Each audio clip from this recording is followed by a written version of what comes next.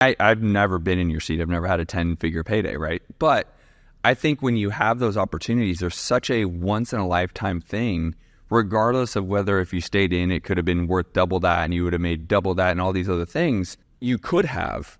But I feel like the journey, the next chapter is what was more important for you guys, right? Which is definitely this real estate play that you guys have done so very well at, right? That I'm in and this is where you want to go. Talk to that point where, okay, we've done something very special here. Great. Now what? Because you don't strike me as someone that could just go retire. No. You're not going to go sit. God, there's no way. We're in Miami, but you're not going to go just sit at the Ritz down in, No, I cannot. Not yet. I'm only 53 and I know that's old for some, but I still feel so young and there's still so much for me to give. Yeah. And I want to still provide more of a legacy. And one of my biggest ones is I really want women. I want this women empowerment. And I don't want you to take this wrong in the women empowerment, because I don't find myself to compare myself to a man. Sure. By no reason, by no mean.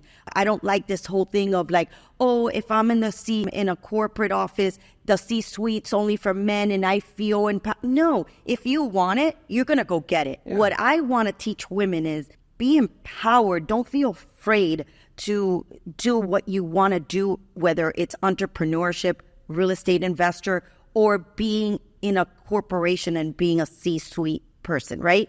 Don't feel that competition can be a woman. Of course, 100%. Don't feel like you're going in there and competing against a man. Compete against your knowledge. Compete about the value that you're able to provide to get where you want. And that's what I want to be able to give out to women. I want them to feel empowered and not compare themselves to a sex gender. Compare yourself to the value, the knowledge that you could provide for that, whatever it is, if it's for your own business or if you're working for, a partnership or if you're a real estate investor.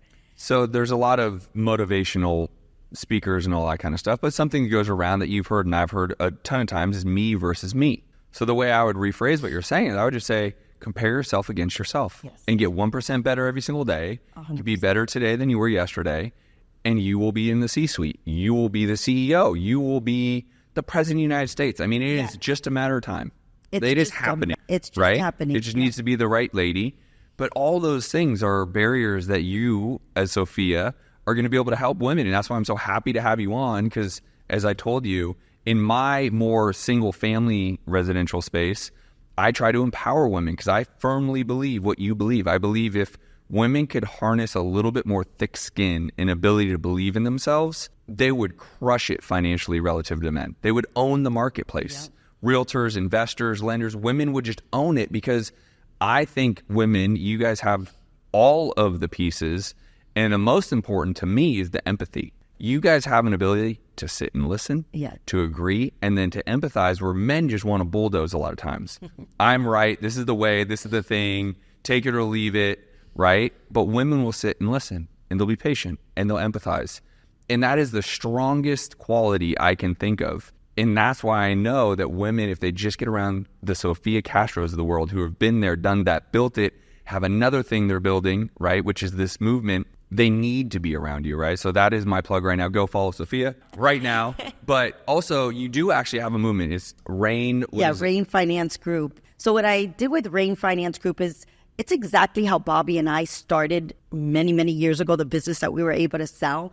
And it's just being a commercial broker. Okay. That's how we started. It's just about going out there, it's almost being a realtor, but in the finance world, right? Got it. And helping small to medium-sized businesses to be able to get finance, whether it's equipment for their business, a working capital, an SBA, a commercial loan, anything to do with the real estate we're able to do. But I'm teaching them how to create their own entrepreneurship with the backbone of somebody being there to help you and not having to do the back office work. Oh, that's great. So I love to say I'm giving you a vehicle and a toolbox. Now, what you do with it, it's up to you. So you still got to go sell. You got to go get sell. Your clients. Of course, but that's what's teaching. That's what we did. You can't sit there in a couch and say, I want to be the princess. Right. I want to be the queen. I want to be and that it's just going to automatically come to you like a movie. Yeah. It's hard. If not everybody would be out there, would be successful. But you give them the blueprint. But I I'm mean, you give them giving a them system. You have a toolbox. You have The everything whole to go win. The training. There's training. There's the backbone. Like I love to say, I'll be the backbone. I'm giving you everything.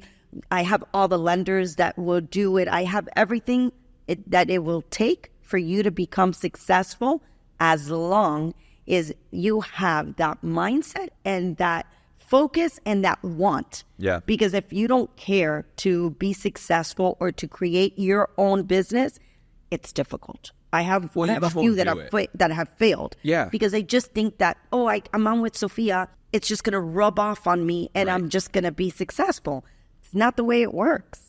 I mean, there's so much sacrifice that people don't. They think you're just going to rub off, but they didn't see the sacrifices you made to go grow this For business. And 20-something years more. and you're an overnight 30-something success, years. right? Like all of a sudden the cash flows are on. No. We've been here. You guys just don't see all the dog shit sandwiches we ate along this way. You just see the big exits. And we're still at it. We're still at it hard. I mean, We you're haven't doing stopped. this interview. Yeah. Like I said, you could be at the Ritz in Key Biscayne and Yes. sipping a mocktail or whatever. You're not. Yeah. You're here. Nope. Right? It's incredible. And what would we tell the female in this point of the interview making a decision for entrepreneurship? What do we want? What do we want the message to be? Do we want it to be real estate? I love real estate for so many different reasons. Do we want it to be financial? Do we just say go try something? What's the message that we want to Yes, speak I to mean, the female? The females audience out here, you need to really sit down with yourself, wanting to know, do I want to be an entrepreneur or do I want to go work for somebody else and make them rich? It's a big difference of being an entrepreneur and being an employee. So that mindset, you have to have it. Because if you go out there with a mindset that I want to go work for somebody because it's so much easier, I get to work from 9 to 5 and I get to go home and I get to do with my kids or get to do what I want. And on the weekends, I don't have to worry about anything and hands off. That's not a mindset of being an entrepreneur. Hell no. Not I tell by my no wife all the means. time. Do you remember the movie Cocktails with Tom Oh, yes. Cruise? No brains, no headaches. I want to go be a bartender on the beach. We're going to have a 1-bedroom apartment and we're going to have nothing else. Nothing else. But man, I would have my hair still. Yeah. Right? And I you mean- can lay on the beach and pina coladas or do whatever you want. But is that what you want? But Your that's point what is me, that what I you want? can't. I can't either. I couldn't do it even when I had my children. Right. Like I told you, I lasted 3 months and I was, not because I love my children. I love being a mom. I couldn't do it without them. But I love to create. I love to be, to be able to bring value to others. I cannot sit at home and say, I'm going to do nothing with my brain and just be a mom, Right. which is nothing wrong with it. And again, I praise these women that want to be stay-at-home moms Sure. because it is a can't do it. lot of work. A lot. It's 365 days out of the year. You get zero break, even if you're sick. Isn't that crazy? I literally tell my wife, I praise you because I don't, whatever you need, because I cannot do what you do. I can't do it either. That wasn't me. So I don't take it wrong, women.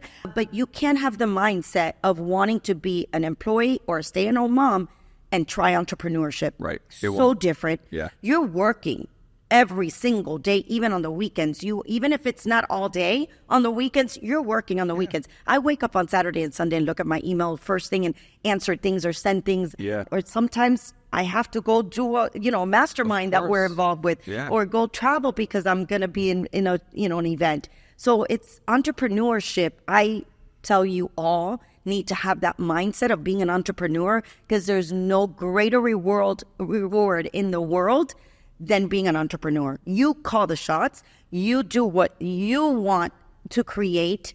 You're able to, if you want a huge empire, you get a huge empire. If you want a small empire, you get a small empire. But you call the shots. Being an employee, you don't call the shots. Right. And you have to be on command of whatever that employer wants because you chose to be that. Right. And there's nothing wrong with that either. We all need employees. So I'm grateful for a lot of people wanting to be employees because if not, how do we find help